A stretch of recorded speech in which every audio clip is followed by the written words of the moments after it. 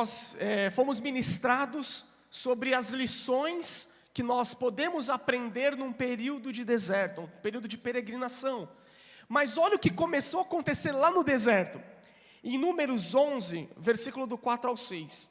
E o populacho que estava no meio deles veio a ter grande desejo das comidas dos egípcios, pelo que os filhos de Israel tornaram a chorar e também disseram: quem nos dará carne a comer? Lembramo-nos dos peixes que no Egito comíamos de graça, dos pepinos, dos melões, dos alhos silvestres, das cebolas. Agora, porém, seca-se a nossa alma, e nenhuma coisa vemos senão este maná. O povo lá no deserto começou, de alguma forma, a se queixar. E queixa, meu irmão, desde as mais simples às mais complexas, fazem parte da nossa vida. Alguém aqui já se queixou hoje? Fala assim, misericórdia! Então nós nos queixamos do cônjuge, você se queixa do vizinho, você se queixa da política, você se queixa do seu líder de célula, você se queixa dos seus liderados, você se queixa do seu pastor. Quantas coisas nós nos queixamos. Mas o que eu quero ministrar hoje é: como é que a gente lida, como é que nós resolvemos as nossas queixas? Sabe por quê?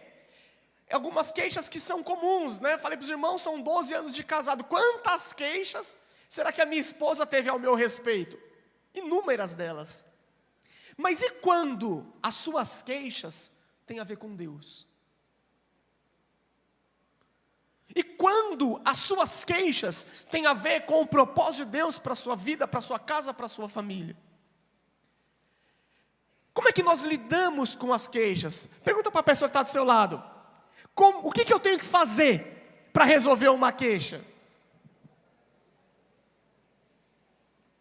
Então, sei lá, negar a si mesmo, tomar a sua cruz, ter olhos benignos, seguir em frente. Mas e quando a queixa tem a ver com o Senhor? Como que eu resolvo isso? Então, quando nós olhamos a palavra de Deus, a Bíblia lá nos mostra alguns heróis da fé, algumas pessoas que foram vencedoras. E será que os vencedores da palavra também não, em algum momento da sua história, não se queixaram contra Deus? Então, por exemplo, Elias é um homem que foi muito usado por Deus, referência para nós de fé, de poder, mas em um determinado momento, em uma situação específica da sua vida, ele se queixa contra Deus. Elias vai até a caverna, pede a morte, e ele começa a falar: Senhor, o Senhor me deixou sozinho, não tem mais profeta, e blá blá blá, e queixas, o que está acontecendo? Moisés foi um homem muito usado por Deus, mas também se queixou, porque Moisés ele foi o responsável pelo esse processo de peregrinação, de libertação de um povo escravo, para levá-los até a terra de Deus. Mas eram milhões de pessoas seguindo um homem, e esse homem precisava lidar e resolver a queixa de milhões de pessoas. Sabe aquele dia que você está estressado, e aí você chega em casa, e aí tem a queixa da esposa, aí a queixa do filho, aí a queixa do outro filho, aí até o cachorrinho reclamando lá que não levou para passear? Alguém já passou por isso? Agora multiplica isso por milhões, que era o que Moisés fazia. Começou a se queixar, começou a falar: não dou conta, melhor morrer. Nós temos outro homem, por exemplo, Abraão. Deus falou para Abraão que ele seria pai de multidões, mas em um determinado momento, Abraão começa a se queixar: cadê a descendência, cadê a promessa? Mas mesmo diante das queixas, todos eles conseguiram cumprir o propósito. Então isso significa que existe uma forma, um caminho para resolver algo que faz parte da nossa trajetória cristã, da nossa jornada. E eu quero rapidamente te ajudar. Como que a Bíblia nos leva a resolver as nossas queixas? Você está preparado para isso, meu irmão? Então, só te passar um pouco do contexto histórico. Em um determinado momento da história, o povo de Deus, ele se organizava em dois grupos. Então, você tinha dois reinos, né? O reino do norte, que era denominado como Israel, e o reino do sul, que era denominado como Judá. E Judá vivia um contexto muito complicado, de perseguições, de corrupção, de alguma forma, de tempo em tempo, ser açoitado pelos seus inimigos. Então, o contexto sociocultural e político de Judá era muito complexo. E naquela época se levantaram juízes. Quem que eram os juízes? Eram homens levantados para representar Deus e a sua justiça para o povo. Mas quando um governante governa mal, a nação padece. Fala assim, quando o governante governa mal, a nação padece. Só que isso não tem a ver só com os governantes. Quando você governa mal a sua casa também padece. E dentro desse contexto, os juízes estavam governando mal e tinha um profeta. O profeta também era um representante de Deus. E esse profeta se chamava Abacuque. Foi entre 600 e 900 antes de Cristo esse período. Então Abacuque, que era um homem de Deus, ele tinha a sua vida prejudicada porque os juízes governavam mal a nação. Então, de alguma forma, ele era afetado por conta do momento que o povo vivia. E aquele homem começou a nutrir algumas coisas no seu coração. Então, normalmente, as nossas queixas, elas são frutos de frustração, elas são frutos de desgosto. E aquele homem via como a nação estava, aquilo começava a gerar fruto no coração, e as queixas começaram a acontecer. E o que Abacuque fez? Olha o que está escrito, Abacuque capítulo 1, versículo 12 ao 14. Não és tu desde a eternidade, ó Senhor meu Deus, o meu santo, não morreremos, ó Senhor, para executar juízo, puseste aquele povo, tu, ó rocha, o fundastes para servir de disciplina, tu és tão puro de olhos, que não podes ver o mal e a opressão, não podes contemplar. Por que, pois, toleras que procedem perfidamente e te calas quando o perverso devora aquele que é mais justo do que ele? Porque fazes os homens como os peixes do mar, como os répteis, que não tem quem os governe. Então a primeira coisa que Abacuque fez no seu momento de queixa, ele decidiu ter uma conversa franca. Então a primeira forma que a Bíblia nos ensina a resolver as nossas queixas, tenha uma conversa franca. No começo do capítulo, Abacuque começa engrandecendo o Senhor, uma ação muito espiritual. Ó Senhor poderoso, Tu és a minha rocha, é o santo, é aquele que é eterno. Mas depois ele vai para uma conversa real. Ele começa a falar aquilo que estava incomodando o seu coração. Ele vai para uma conversa franca, ele vai para uma conversa sincera.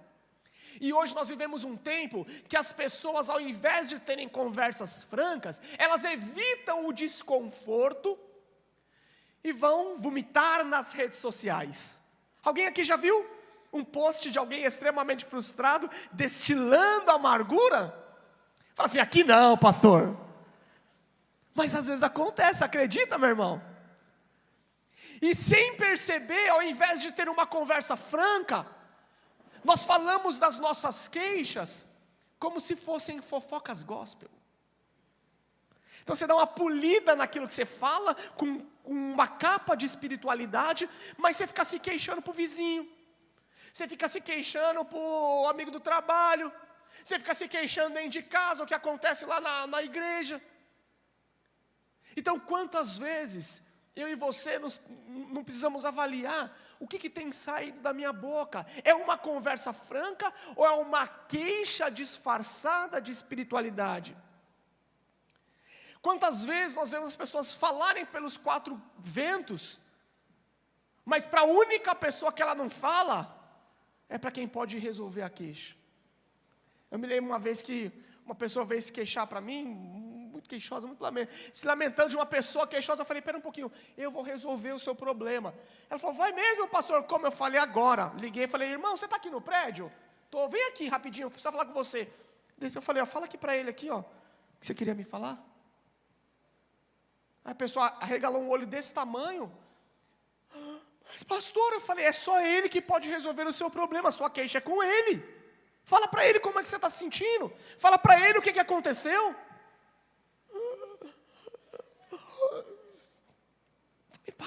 Fala em nome de Jesus. Depois que falou, resolveu. Então você tem tido conversas francas? E talvez seja muito fácil ter conversas francas dentro do casamento. Eu aprendi algo ao longo desse tempo de casado. Existem conversas francas que nós precisamos ter, que não acontecem dentro de casa. Porque às vezes por falta de maturidade, você precisa que o ambiente externo te controla. Alguém aqui já começou com uma conversa franca e se tornou uma briga memorável? Mas você não alteraria o seu tom de voz num restaurante. Então seja estratégico. Converse fora de casa. O ambiente controla os ânimos. Mas tenha a conversa franca. Mas o problema é, eu também preciso ter conversas francas com Deus. Senhor, meu coração está assim. Senhor, eu estou pensando isso, eu estou sentindo isso. Está doendo dessa forma, eu não entendo, eu não concordo, eu não sei. Me ajuda. Deus é Pai. Amém, irmãos? Como é que você tem se relacionado com o Senhor? Percebe que o início da conversa de Abacuque foi caminhando para os níveis. Ó soberano, poderoso de Israel, mas você está esquecendo de mim, porque o povo, eu estou perecendo, porque eu não sou um réptil que o Senhor fez para não ser governado. Eu preciso de direção. Então esse é o primeiro caminho para resolver. O segundo caminho, vá para a torre de vigia. Então, vamos avançar o texto, Abacuque capítulo 2, versículo 1. Por-me-ei na minha torre de vigia, colocar-me-ei sobre a fortaleza, e vigiarei para ver o que Deus me dirá, e que resposta eu terei à minha queixa. Abacuque não só estava preocupado em vomitar, e aqui começa o nosso segundo grande desafio. Nós temos muita disposição em falar, em aliviar a pressão. Você fala, agora eu estou melhor. Mas nós temos, ou melhor, será que nós temos a mesma disposição para ouvir? Isso é um ponto que nós precisamos avaliar. A disposição, a necessidade que você tem em falar, ela se reflete a mesma a ouvir? Porque Abacuque falou, olha, eu vou parar um tempo, eu vou para um lugar específico, porque agora que eu me queixei, eu tenho que ter uma resposta à minha queixa. E Abacuque se colocou na torre de vigia, esperando para ver o que Deus ia falar com ele. Irmãos, ouvir é um grande desafio, é um caminho de aprendizado. Ouvir te transforma muito mais do que o falar. E o que você tem escutado nesses dias sobre as suas queixas? O que você tem tido de resposta em relação àquilo que você tem buscado? E eu quero te fazer um grande alerta aqui. Sei que nós estamos correndo por causa do horário, mas quero te fazer um grande alerta. Você precisa crer que Deus fala com você de muitas formas e de muitas maneiras. Deus fala com você através do seu esposo, Deus fala com você através da sua mulher, Deus pode falar com você através dos seus filhos, Deus fala com você através de um adesivo no carro, Deus fala através de uma mula. Mas a grande questão é, eu estou sensível para ouvir o que Deus está falando? Ou eu coloquei a forma que Deus fala em uma caixinha, e se Ele não falar com a voz que vem do além, com eco, não é o Senhor. Como Deus tem falado com você ultimamente? A Bíblia diz que Deus antigamente falava através dos profetas, mas que hoje Ele fala conosco através do Filho. Deus fala conosco através de Jesus. Quantos aqui se parecem com Jesus? Quantos aqui creem que através do Espírito Santo Deus habita dentro de você? Então, quando eu falo com algum irmão, Deus está falando comigo. Eu falo, opa, pera um pouquinho, tem alguma coisa nessa conversa que eu preciso perceber um pouco melhor. Então, de que maneira que Deus tem falado com você ultimamente? Mas a grande dificuldade, irmãos, é que você está tão preocupado em falar. A língua não cansa. Já percebeu isso? A língua não cansa. E como a língua não cansa, você... Eu acordo falando. Eu acordo cantando. Eu acordo rindo. E vou dormir do mesmo jeito. E às vezes a língua não para. Enquanto eu falo, eu não escuto. Você já falou com alguém? Já teve a sensação de estar conversando com alguém? E você está falando com a pessoa, ela está quieta. Mas você olha nitidamente e você percebe que ela não está te ouvindo. Ela está pensando no que ela vai te falar. Alguém já passou por essa experiência? Fala, não é possível. E eu acho que às vezes Deus, Ele olha para nós com essa sensação. Ele não está me ouvindo. Ele não está me ouvindo, Ele não está me escutando. Então, meu irmão, incline os seus ouvidos. Incline a sua percepção. Ore por isso. Fala, Senhor, me faça sensível para perceber o Senhor em todo o tempo, de todas as formas, de muitas maneiras. Será que você pode falar isso comigo agora? Fala assim, Senhor, nos faz sensível para perceber o Senhor. Fala assim, Senhor, me livra da cegueira, me livra da insensibilidade. Fala assim, me livra da religiosidade, porque eu quero ouvir o Senhor. Então, meu irmão, Abacuque cria que Deus iria responder a sua queixa. Então, quando ele vai para a torre de vigia, ele só vai, porque primeiro, ele acreditou que as suas orações foram ouvidas. Porque se eu me queixo, eu preciso acreditar que você está acolhendo a minha queixa. Ele creu. E a segunda coisa que ele creu, que Deus iria falar com ele, ia responder. E isso mudou o comportamento de Abacuque. E eu quero te desafiar em nome de Jesus. Você precisa construir a sua torre de vigia. Torre de vigia aponta para um lugar separado, específico, por um propósito. Sua torre de vigia pode ser o seu quarto, pode ser o seu tempo de oração, mas creia que Deus escuta a sua oração e que Ele responde. Então a primeira coisa, ele teve uma conversa franca. A segunda coisa, ele foi para a torre de vigia. E a terceira, você terá uma resposta. Fala assim, eu terei uma resposta. Irmãos, isso é fundamental. Já aconteceu de irmãos me pedirem uma direção. Pastor, estou passando por isso aqui, o que a gente faz? Falei, você pode me dar um tempo? Vamos buscar de Deus, vamos ouvir do Senhor, vamos entender qual é a vontade dEle, vamos meditar.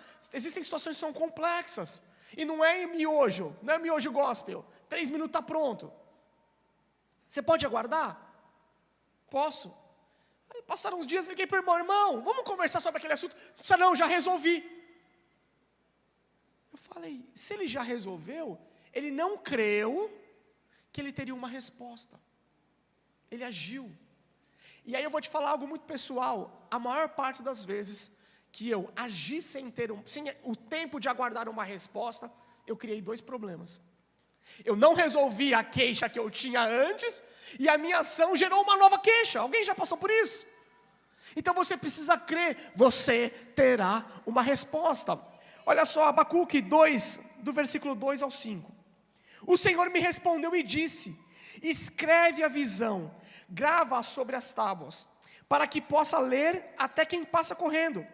Porque a visão ainda está para cumprir-se, no tempo determinado, mas se apressa para o fim, e não falhará. Se tardar, espera-o, porque certamente virá, não tardará. Eis o soberbo, sua alma não é reta nele, mas o justo viverá pela sua fé. Assim como o vinho é enganoso, tampouco permanece o arrogante, cuja gananciosa boca se escancara como o sepulcro, e é como a morte, que não se farta, ela junta para si todas as nações e congrega todos os povos. A resposta de Deus para Abacuque não foi uma solução imediata para a queixa. O que Deus fez com Abacuque? Deus mudou a forma com que Abacuque olhava para o que ele estava inserido. Abacuque só estava olhando aqui agora. Agora está ruim, agora tem problema, agora tem dificuldade, agora não acontece, agora não muda. E aí Deus alarga a visão e faz com que Abacuque pare de olhar o agora e olhe o todo. Quantas vezes, meu irmão, as nossas queixas com Deus, elas se referem a problemas temporais e momentâneos não solucionados. Mas a minha pergunta é: qual é o objetivo desse tempo de dificuldade sobre a sua vida? Irmãos, eu já passei por tempos de dificuldades na minha vida, e eu percebi que depois que eles se resolveram, eu me tornei uma pessoa com mais fé, com mais convicção, com mais temor, com mais paciência.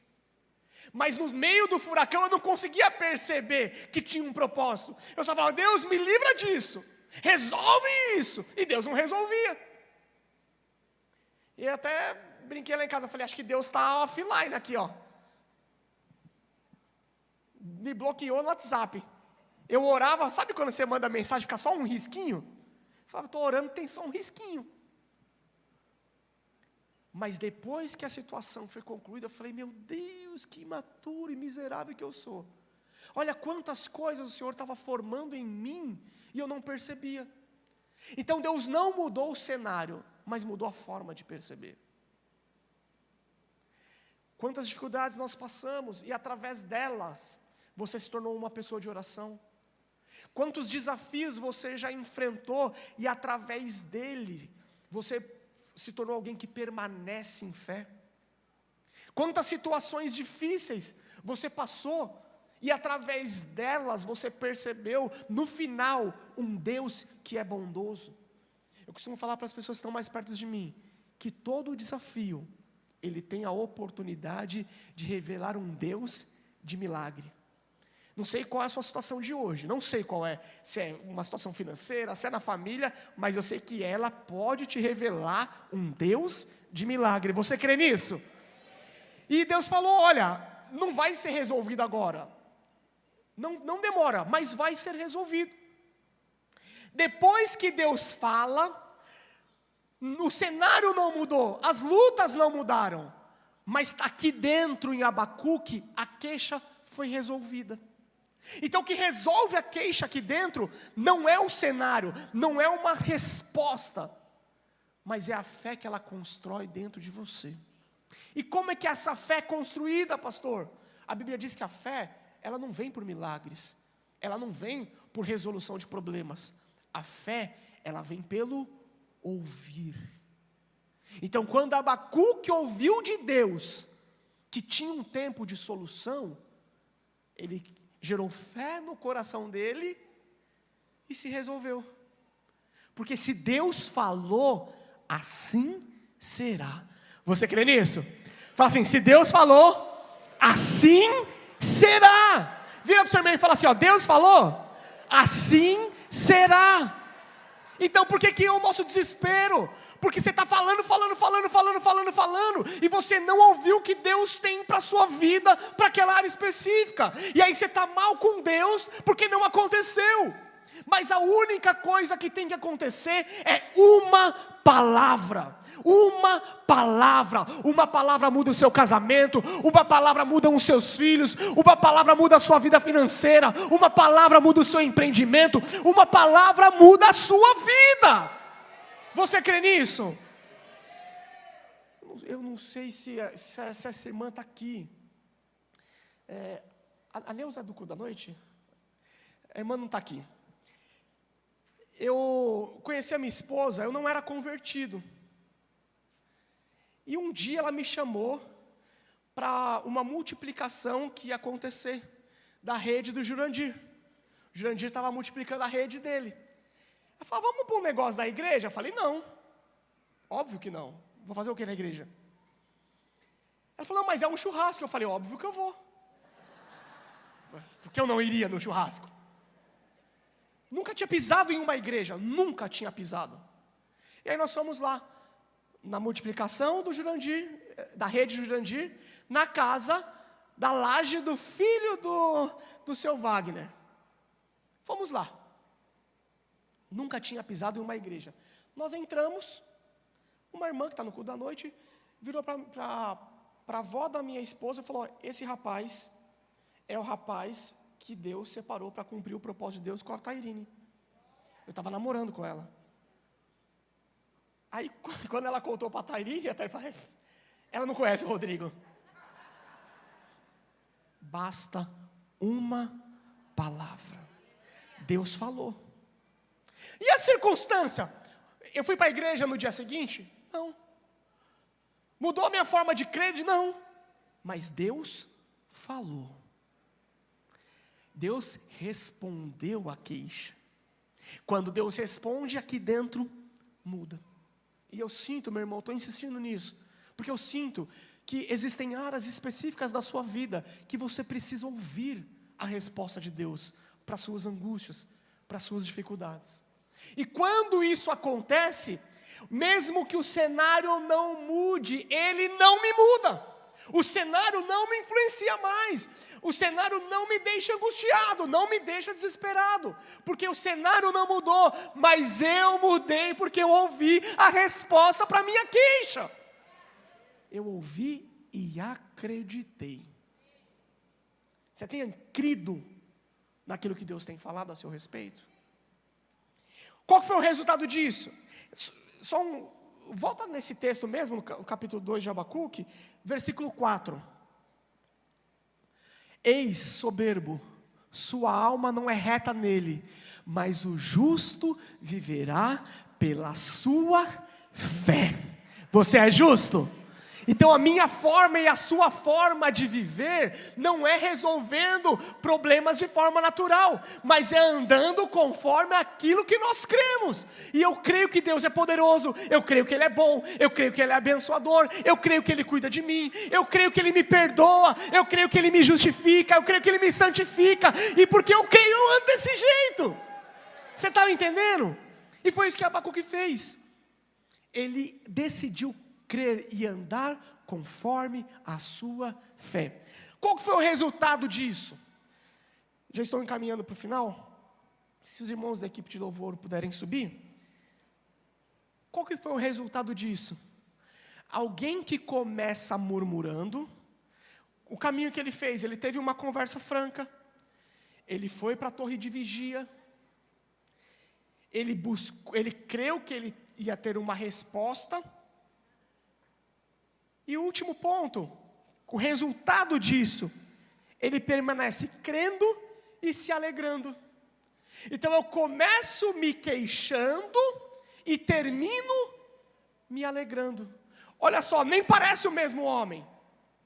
Primeiro ele fala, ele questiona Deus. Você não está vendo? Irmãos, olha o que ele fala quando ele queixa a Deus. Ele fala o seguinte: tu és tão puro de olhos, que não podes ver o mal, e a opressão não podes contemplar. Irmãos, ele está falando assim: ó Deus, você é tão santo, você não tem tempo para olhar aqui, o que está acontecendo dentro da minha casa. Esse era Abacuque, imergido em queixas. Mas como que ele termina? Abacuque capítulo 3, versículo 17 ao 19. Ainda que a figueira não floresça, nem haja fruto na vide, o produto da oliveira minta, e os campos não produzam mantimento, as ovelhas sejam arrebatadas do aprisco, e nos currais não haja gado, todavia eu me alegro no Senhor, exulto no Deus da minha salvação. O Senhor Deus é a minha fortaleza, Ele faz os meus pés como os da corça, e me faz andar altaneiramente ao mestre de canto, de instrumentos de corda. Ou seja, ainda que nada aconteça, ainda que o cenário não mude, ainda que a minha queixa não seja solucionada, eu me alegro no Senhor, porque Ele é o Deus da minha salvação.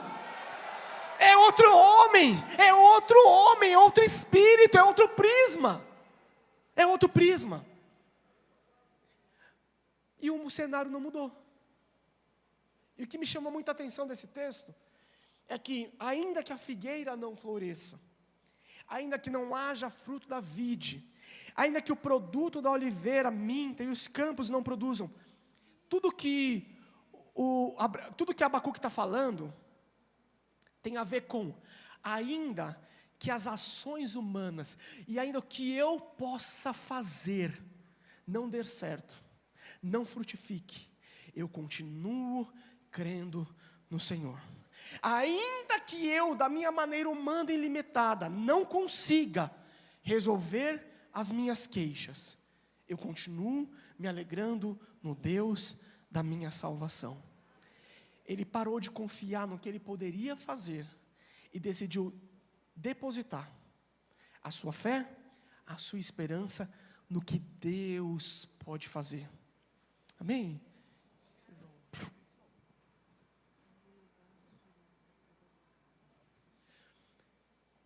Foi isso.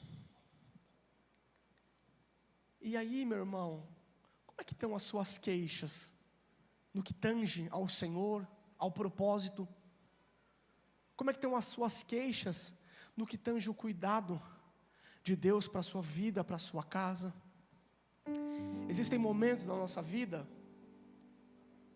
que o fator determinante, essa linha divisória, ela só se chama coragem. Ela só se chama coragem. A conversa franca é para quem tem coragem de falar, não está bom não, está incomodando. E eu percebi ao longo da minha vida que os grandes problemas que eu precisei enfrentar, as maiores dificuldades que eu precisei lidar, elas não eram grandes, elas se tornaram grandes. Por que elas se tornaram grandes? Porque quando começou aqui com uma queixa, eu não tive coragem de partir, porque a Bíblia me ensina como um caminho de resolver as minhas queixas. E por não ter esse posicionamento, aquilo que era uma queixa, ela começou a ir para a academia das queixas. Sabe que tem uma academia das queixas? Ela foi para a academia das queixas. E aí lá na academia da queixa, ela encontrou com outra queixa. Já era mais forte. Começou a treinar a queixa. E sem eu perceber, essa queixa gostou de ir para a academia, começou a tomar até anabolizante. Ficou a queixa bombada, fortona. E sem eu perceber, chamou as amigas dela. E quando eu fui ver, aquela queixinha, facilmente solucionável, se tornou uma gangue de queixas bombadas. E para brigar aqui? Mas ali, se eu só tivesse falado, Senhor, meu coração se perdeu, eu não estou entendendo, eu não consigo entender, porque eu oro e não acontece. E aí, por eu ver que não está acontecendo, eu estou perdendo a fé, Jesus, me ajuda, porque eu acho que o Senhor se esqueceu de mim. E à medida que eu falo da queixa aqui, eu creio e eu vou tendo a resposta. Mas como eu não falei lá, aquela queixa se tornou com outra. E eu sinto que você chegou aqui hoje precisando ouvir do Senhor, precisando ouvir. Basta uma palavra. O que você precisa ouvir, eu não sei, nem sempre vai ser a resposta. Abacuque, Deus não falou que ia fazer nada,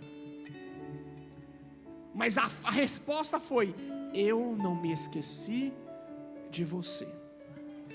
No tempo certo, no tempo oportuno, vai acontecer. Permaneça andando por fé, crendo, confiando, descansando, porque não tardará. E eu sinto te profetizar isso na sua vida, meu irmão, independentemente da área, dos desafios, que hoje Deus possa mudar o seu coração, e e que toda queixa para com Deus, toda dúvida, toda incredulidade para com Deus possa ser substituída por uma fé. E assim como ele disse para Abacuque, permaneça em fé, porque ele conhece as lágrimas que escorrem no seu rosto. Eu quero compartilhar só um testemunho muito rápido. Passei por um dos tempos mais difíceis da minha vida, de conflitos, de não entender, de dificuldades, de parecer que cada área Deus não estava e não sabia como resolver. A sensação que eu tinha é que aonde eu colocava as minhas mãos dava errado, em todas as áreas onde dava errado. E eu me lembro que um dia eu não estava mais aguentando, não estava mais suportando, não a situação, mas eu não estava conseguindo manter a minha fé no meio da tempestade. Eu orei a Deus, eu orei: Senhor, me ajuda, faz isso. Eu tinha certeza que Deus ia fazer, mas aqui dentro estava desalinhado. Então eu via que era uma briga constante das minhas emoções, dos meus medos, lutando contra o que a minha razão falava. A minha razão falava: Deus vai fazer, mas aqui dentro não sabia como. E eu me lembro que eu estava um dia ajoelhado e buscando a Deus, e assim comecei a chorar. Irmãos, eu não sei o que aconteceu, e estava de óculos, e eu estava chorando, e o que eu imagino, como eu estava com o rosto assim, as lágrimas tendem a cair. Eu não sei o que acontecia, mas eu sei que as minhas lágrimas, elas iam na direção oposta. Em vez de elas caírem, elas desciam pela minha cabeça. Não sei te explicar. E eu sentia Deus falando comigo, que Ele estava revertendo o meu choro, a minha dor, em unção e autoridade. O cenário não mudou, os desafios pioraram, mas eu estava posicionado de uma forma diferente para lidar com eles, porque eu tive o selo que Deus era comigo, que Deus estava me enxergando, e que tudo aquilo ia cooperar para um bem maior, que eu não conhecia, e eu nem precisava saber qual era, eu só precisava crer, que Deus estava no controle. Eu me lembro que foi uma época que eu escutava todos os dias, repetidamente, um louvor que fala assim: que Deus, eu não perdi o controle não. Eu ouvia, eu declarava, ouvia, porque a fé vem até que aquilo gerasse fé no meu coração, que Deus estava no controle. Eu queria que você ficasse de pé, e eu quero orar por você que chegou aqui identificando essas queixas, e que são legítimas. Talvez o seu casamento tem produzido dúvidas no seu coração. Talvez os seus negócios não estão avançando como você imaginou que iria avançar. Medos, angústias. Mas eu quero convidar você que decide hoje ter uma conversa franca com Deus, crendo que Ele te ouve e que Ele responde.